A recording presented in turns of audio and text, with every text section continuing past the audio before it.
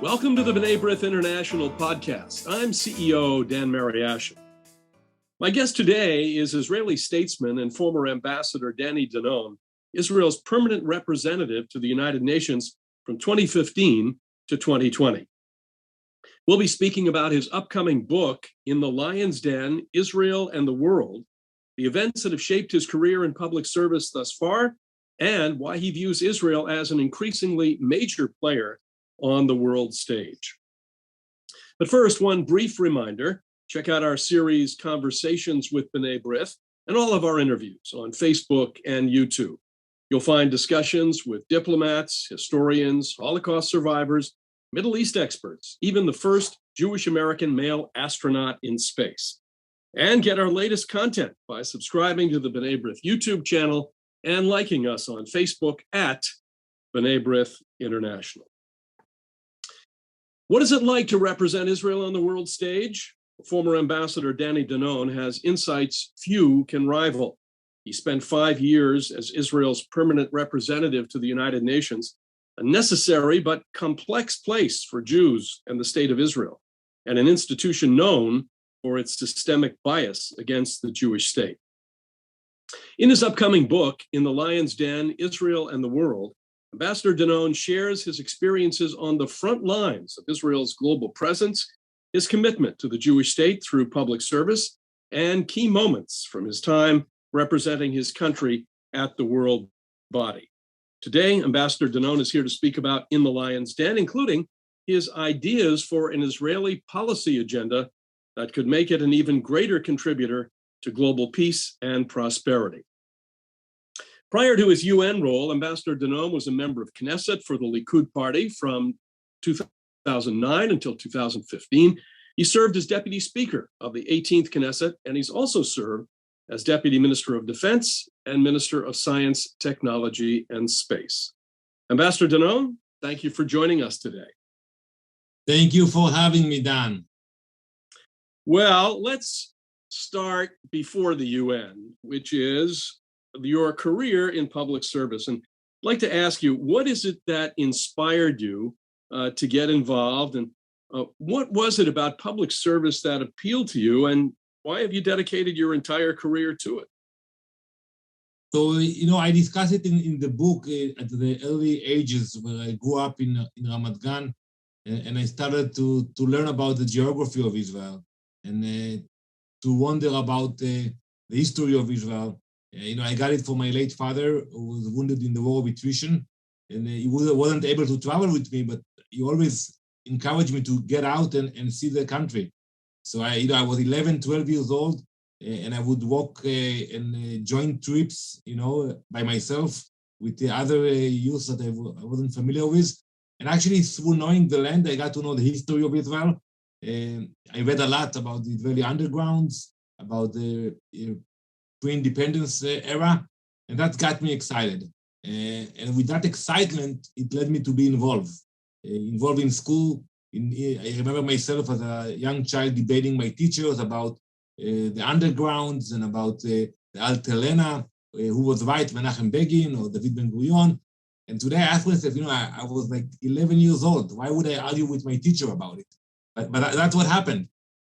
And when I got into high school, it became more political. So that's where I started to promote my ideas with my colleagues. And we had like political activities in high school. When I joined the military, I had to put that on hold. I finished my service at the rank of the lieutenant. And when the first day, I finished the military service, I remember that I went to register to the Likud party. I didn't think twice, and I became a member. And slowly I became more involved with Zionist education, with the Betar Youth movement, and that led me to public life and public service. But it all started by hiking. I still like to hike today. I take my kids. I love hiking in Israel to see the land, to know the land. But it also seems that you had a pretty good sense of the diaspora and the global Jewish community, and not just the surroundings that you found yourself in Israel. Yeah, absolutely. And it also started in high school. Unfortunately, most Israelis are not knowledgeable enough about the diaspora. I was lucky that I was chosen to represent my high school and to visit the Jewish communities abroad. We visited the New York area, Chicago, and Montreal at the age of 16. That was my first experience with the diaspora Jews, and I got excited to make the connections, to get to know other communities, other streams of the Jewish religion. And for me, it was very, very interesting. And I kept involved for all those years. I was an emissary of the Jewish Agency for a few years in Florida. And also when I was in the Knesset, I was always involved with the Jewish issues. So whether it's, hosting delegations or promoting legislation. And funny enough, Dan, but in the Knesset, you have committees. And I was very strong in the party back then when I was in the Knesset. And you can choose which committee to head. And when I got the option to choose a committee, I chose to become the chairman of the Immigration and Absorption Committee of the Knesset. And some people ask me, why you do that? You can take, other committees, which seems more prestigious. And I said, no, for me, to deal with New Orleans and for Jews all around the world, it will be the best position I can imagine. And I was very happy with the choice I made. So yes, I think it all starts at a very young age, and that's why I think today we have to get our high schoolers involved about Jewish life. And I'm lucky because my kids came with me to New York, and they spent 5 years living in New York. They went to a Jewish day school. They went to summer camp in New Hampshire, and they still go back to the camp. So they were exposed, and I'm sure it will be part of their life. But I think we should do more to expose many other Israelis while they are in high school to the Jewish diaspora. Let's talk about the Knesset, because the Knesset is the place, if you're politically active in any of the parties, this is the place where you have to be. Now, you served, you were a deputy minister of defense, you served as minister of science, technology, and space. And you could have stayed and just stayed in the Knesset, continued your career there. You decided at a certain point that New York and the United Nations was going to be the next stop. Tell us about that transition, how that happened, and the decision that you had to make to leave Israel and the career that you were building there, and to get into the lion's den, if I can. So one of the points I stress in my book, in The Lion's Den, is the issue of passion. To be passionate about what you are doing. And I think that's the key to succeed. And when I came to the UN, people told me it's you have to be a diplomat, you have to follow protocol. And I brought my passion to Israel into action by, creating so many events, making so many friends, bringing more than 100 ambassadors to Israel with me. And that passion led me to the UN because I was always involved in doing PR asbara for Israel. And when I got the offer from the Prime Minister to take the position, I didn't think twice. I knew it's an opportunity. I knew I'm passionate about it. And I told him, listen, I just have to ask my wife about it. And if I get the green light from her, that's it. We will depart soon, and that's what happened. And I'm happy because it was a great experience for me. And I'm sure that in the future, when I will go back to public life, the skills and the connection and the knowledge I gained would be very instrumental for my future positions. It's interesting. It's really such an arena, this United Nations system. I remember really as a kid watching the debates in the UN and the build-up to the Six-Day War, and how much opprobrium was thrown onto to Israel around that Security Council table. I remember, of course, Abba Eban, the great former foreign minister of Israel, speaking, and Jews around the world, I think, at that particular point, really became very much aware, acutely aware of the importance of the UN, notwithstanding all of the bias, but of why it's important for Israel to be there. So your book focuses on several key moments in your career and your time in New York representing Israel at the UN. And one example is Resolution 2334, which condemned Israeli settlements in the, quote, Palestinian territories occupied since 1967, including East Jerusalem, close quote. Take us behind the scenes of the days leading up to that vote in December 2016.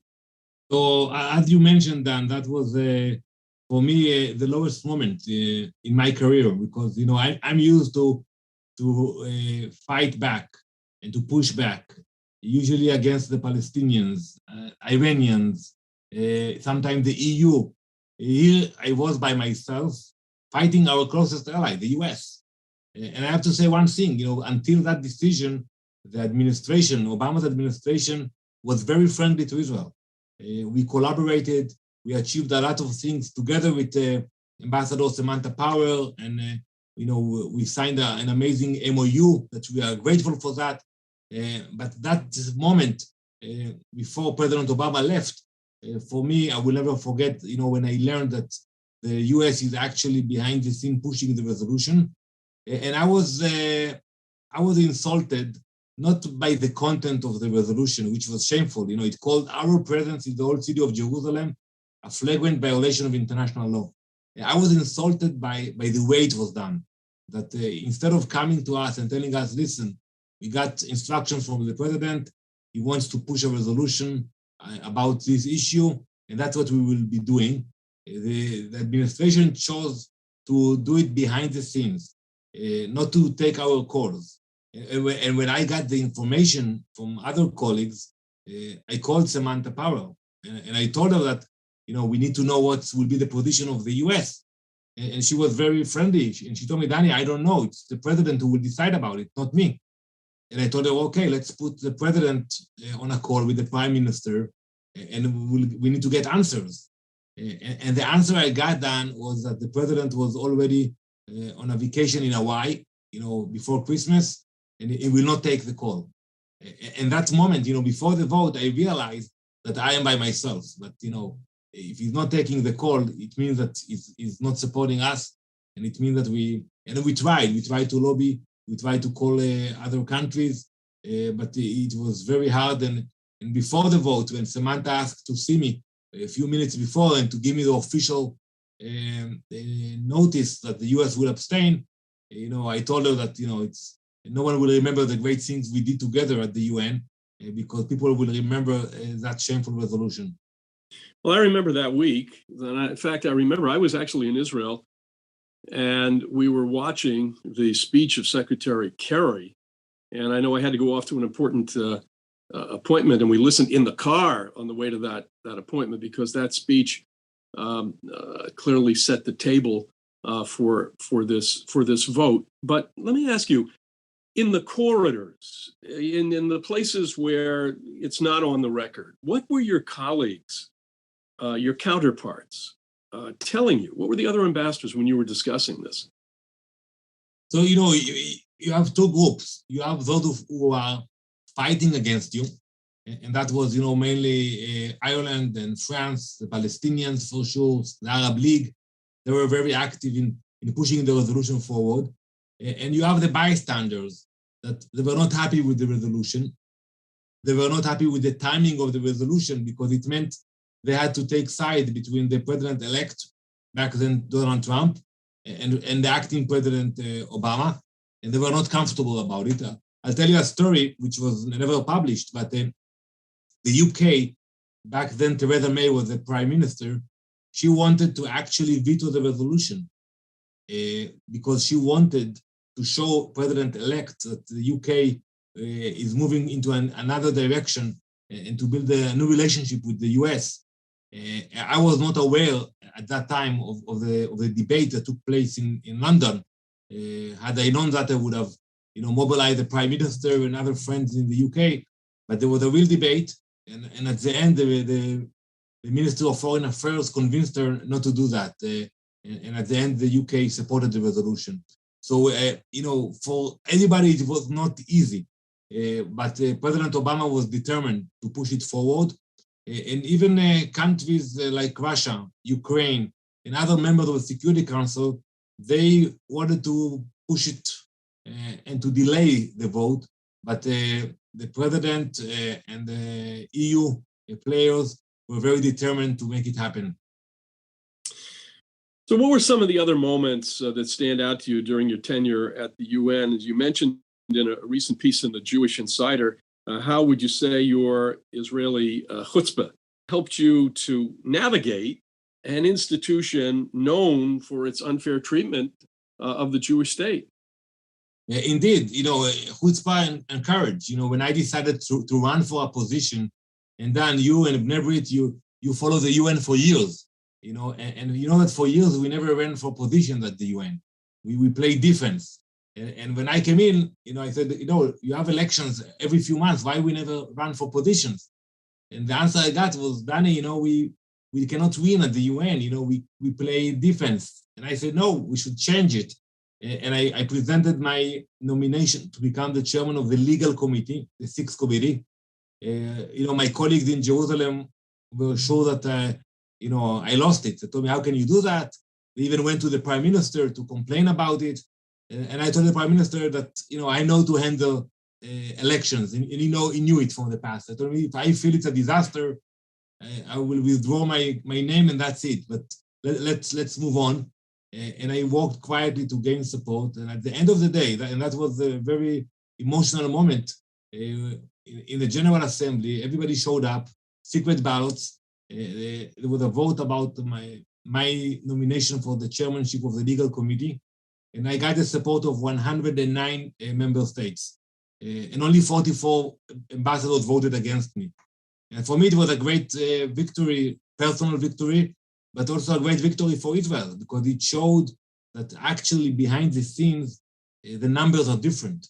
And when you call for a secret ballot and you put my name or Israel name for the same, at that case, you get the support of so many countries. And for me, it was a great victory. And for a year, I led the committee and I proved that, any Israeli can be in any position at the UN. Would you say that really was the beginning of this shift? We've also seen a kind of a shift in voting over the last several years.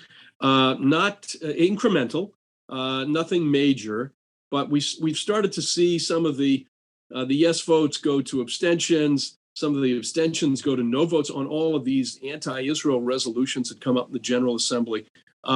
Would you say that you were present at the creation for that shift in voting? Absolutely. And you say it will take time. We have to think about the long term. People ask me why the UAE is not voting for Israel. And I explain it will not happen overnight. They are still members of the Arab League. They are still, representing the Arab League in the Security Council. We cannot expect them all of a sudden to vote with Israel immediately. But I saw it with other countries, with a major country like Mexico or India. When you work with the ambassadors, when you educate them, and you're having a fruitful dialogue, you can do it. And I think the main challenge is to take the great bilateral relations we have with so many countries and to demand more in the multilateral arena. Because when you look at the map, we have embassies in 160 countries. We have strong relations with so many leaders, but when it comes to the UN, they forget about it and they vote against us. So we should ask more and demand more. And that's what I did at the UN. Well, speaking about working relationships at the UN, Nikki Haley, the former U.S. ambassador to the UN, has written the foreword to your book. She served for 2 years. You served side by side with her. She herself really speaking out so many times in defense of the state of Israel and to call out the treatment it receives at the UN. Tell us about that working relationship. Well, we had a great relationship. We worked together. I was honored to escort her on her first visit to Israel after she assumed the position. And, she came also immediately after Resolution 2334. So she felt that she had to fix and to correct the damages from that resolution.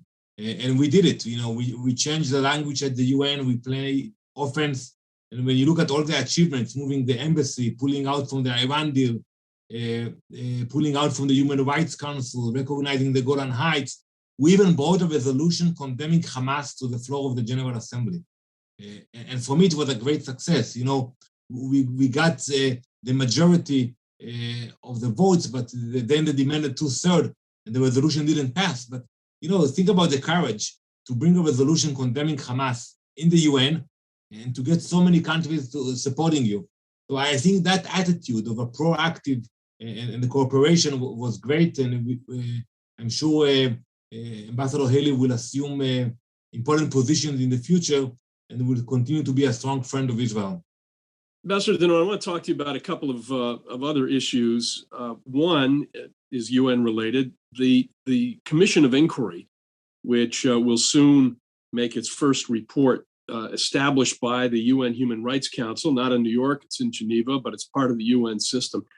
This is a commission that will have 18 staffers, a large budget, chaired by an individual who is known for her harsh criticism of Israel. Perhaps that's even an understatement.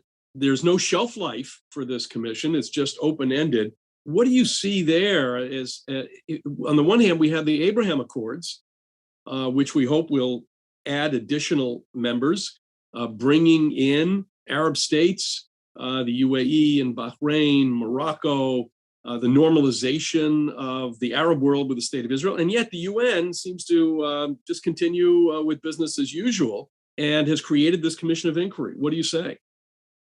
Well, I have zero expectations. It's a waste of money and waste of time. We know it's going to be a biased, one-sided report.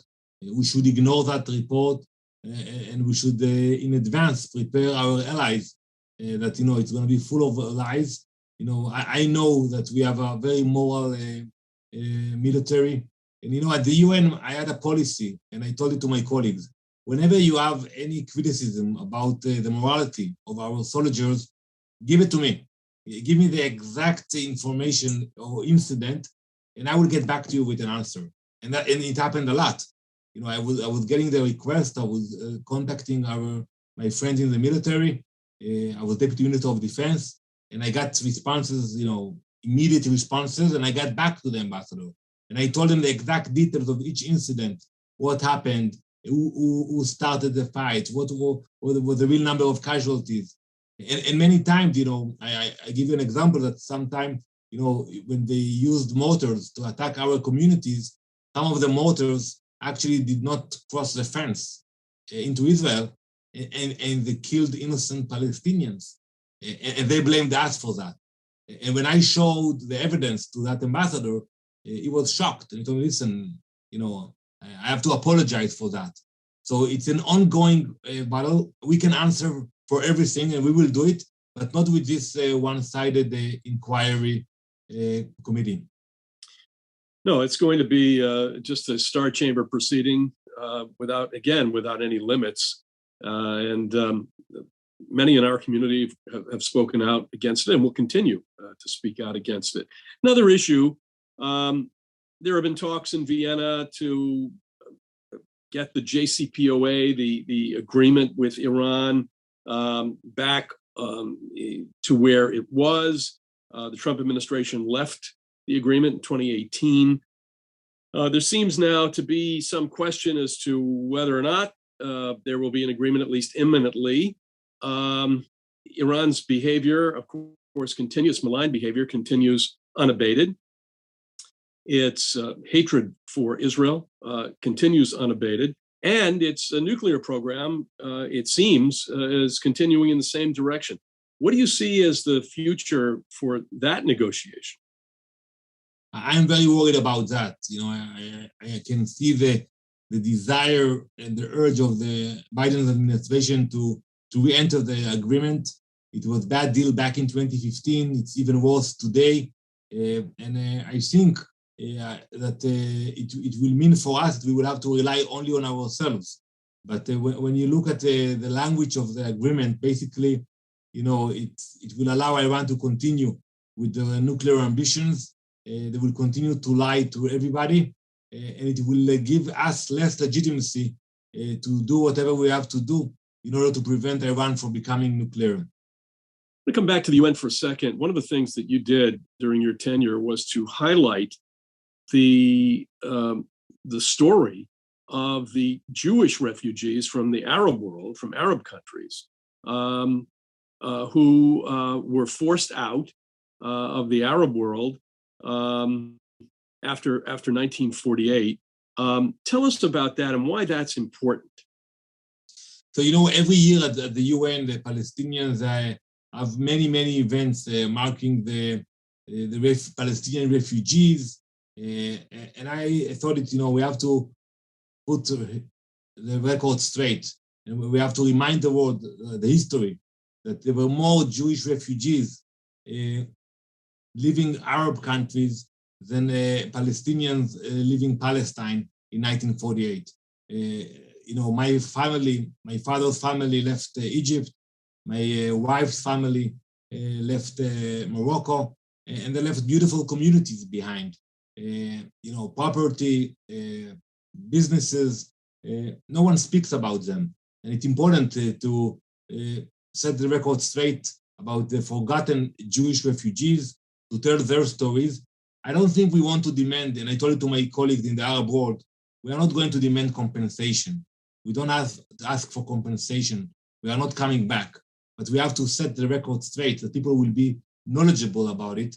And when I visited Morocco, I visited the Jewish neighborhoods and the Jewish synagogues in order to make a statement that we cherish the heritage, we remember what they left behind, and it's important for the future when people speak about the Palestinian refugees to remember that there were more than 500,000 Jewish refugees leaving those countries. Well, just a couple more questions. You're quite adept at using traditional media and social media as tools for promoting positive narratives for the state of Israel. As anti-Semitism spreads online, why do you think platforms like TikTok, Instagram, Twitter, Facebook, and others are also important in countering anti-Jewish hate and rising extremism? Well, we have to fight hate, and if you want to fight effectively, you have to do it in all platforms. I have 2 teenager girls in my house, Dan, and they always, even though I'm very active on social media, they always tell me, listen, you are not updated. Your videos are too long. We always have to invent ourselves and understand that you have new mediums to have a dialogue with the younger generation. That's why I think we as a country, we have to invest more in the capabilities of sending the messages out. In the last conflict last year we had in Gaza, I appeared in dozens of media outlets during the fighting, but it wasn't enough because at the same time you had the social media and the videos. And I think, and I write about it in my book, in The Lion's Den, that as a government, we have to invest more and be more professional in order to send messages fast and to be accurate and to the point, because sometimes we respond too late, and then you lose a fight when you respond too late. Now, in your book, you lay out a roadmap for Israel's future on the regional and global stage. Describe the plan as Israel enters this next phase of its existence in an increasingly global world with, on the one hand, the Abraham Accords we've talked about, expanding opportunities for peace and stability in the region. And on the other hand, the growing menace of Iran, which through its malign behavior is threatening the entire region as well, not to mention, of course, terrorism that we've seen just in the last month or so in Israel. How do you see Israel's future from this point on? So first of all, I'm optimistic. I think we have a bright future ahead of us. We just celebrated 74 short years of independence, and look what we achieved. So we should not take it for granted, and we should continue forward. At the same time, I think we can do more supporting other countries, other mainly developing countries. We have a strong economy. We have a lot of technology and know-how. And I think we can and we should do more in terms of supporting other countries. And more countries starting to realize that Israel is not a problem, actually it's a solution. You know, I led a delegation of dignitaries, ministers and diplomats a few weeks ago. We went to the UAE, Bahrain, and Israel. And actually, I was shocked to see that they came to us to ask for guidance, to ask for support. And I think the region, despite all the complexity and the radical elements, we can be a place so that we can actually send out knowledge and support to other countries, mainly developing countries. That should be our goal. But at the same time, and that's my main message of the book, that we should build more bridges and create more partnership. But at the same time, we should keep our independence and take the decisions by ourselves. Even if it means that we will have to take a decision against the US, against the EU, we have to always keep in mind that we have the ability to protect ourselves, and we should not take into consideration requests or demands of others when it comes to our security. Well, by shedding light on your time in New York at the UN, what do you hope that Israelis, Americans, fellow diplomats, and the general public will take away from In the Lion's Den? I think that I want everyone who cares about Israel, first of all, to read the book, to know what's happening behind the scenes of diplomacy, and to understand that we can actually change. We can change a lot of the things that people think about Israel if you come with the passion, if we respect our tradition, and if we reach out. You know, I reached out to many people, and not always it was successful, but when you're passionate and you reach out, you can actually change the world. In the Lion's Den, Israel and the World by Danny Danon, and is available beginning May 17th from Amazon or wherever you purchase books. Danny, we really appreciate your time and your service to the state of Israel and the Jewish people. Best of luck with the book. Thank you very much, Dan.